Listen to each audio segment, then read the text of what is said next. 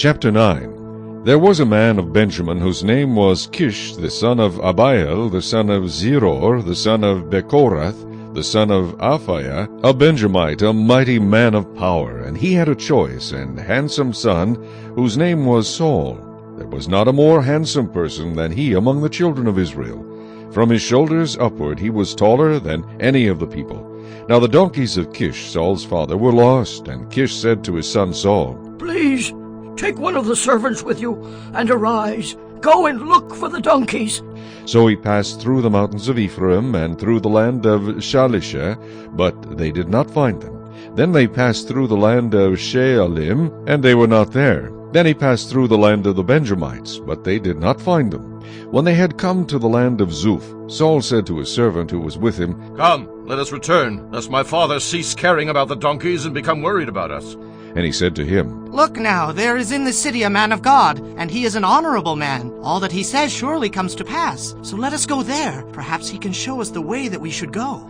Then Saul said to his servant, "But look, if we go, what shall we bring the man?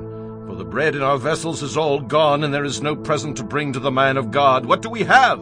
And the servant answered Saul again and said, "Look, I have here at hand 1/4 of a shekel of silver. I will give that to the man of God to tell us our way." Formerly in Israel, when a man went to inquire of God, he spoke thus, "Come, let us go to the seer, for he who is now called a prophet was formerly called a seer." Then Saul said to his servant, "Well said. Come, let us go." So they went to the city where the man of God was. As they went up the hill to the city, they met some young women going out to draw water, and said to them, "Is the seer here?" And they answered them and said, "Yes, there he is, just ahead of you. Hurry now, for today he came to this city, because there is a sacrifice of the people today on the high place.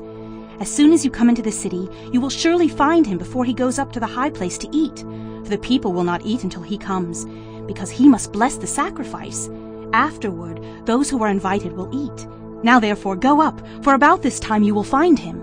So they went up to the city. As they were coming into the city, there was Samuel coming out toward them on his way up to the high place. Now the Lord had told Samuel in his ear the day before Saul came, saying, "Tomorrow about this time I will send you a man from the land of Benjamin, and you shall anoint him commander over my people Israel, that he may save my people from the hand of the Philistines. For I have looked upon my people, because their cry has come to me." So when Samuel saw Saul, the Lord said to him, "There he is, the man of whom I spoke to you.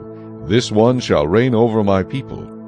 Then Saul drew near to Samuel in the gate and said, "Please tell me, where is the seer's house?"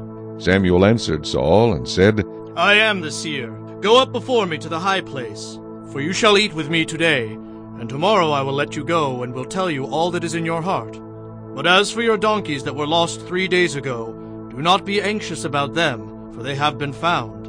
And on whom is all the desire of Israel? Is it not on you and on all your father's house?" And Saul answered and said, "Am I not a Benjamite of the smallest of the tribes of Israel, and my family the least of all the families of the tribe of Benjamin?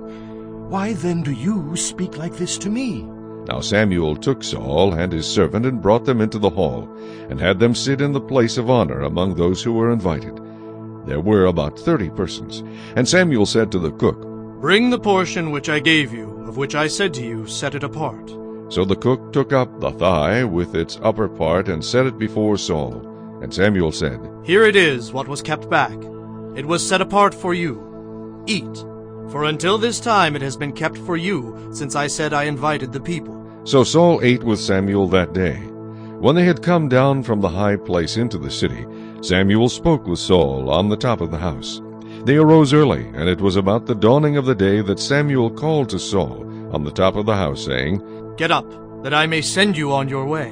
And Saul arose, and both of them went outside, he and Samuel.